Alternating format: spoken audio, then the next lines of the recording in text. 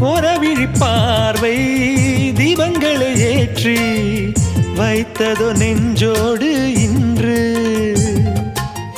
தென்றல் என வந்து தொட்டு சென்ற காதல் கலந்ததோ மூச்சோடு இன்று. காதல் என்னும் வார்த்தை அது வார்த்தை அல்ல வாழ்க்கை. வாழ்ந்து பார்த்து நீ சொல்லம்மா. இணைய வேண்டும் மனது இது இறைவன் செய்த முடிவு. மாற்றிக்கொள்ள மாலை வேண்டுமா? கோடி கோடி மின்னல்கள் ஓடி வந்து பாயுதே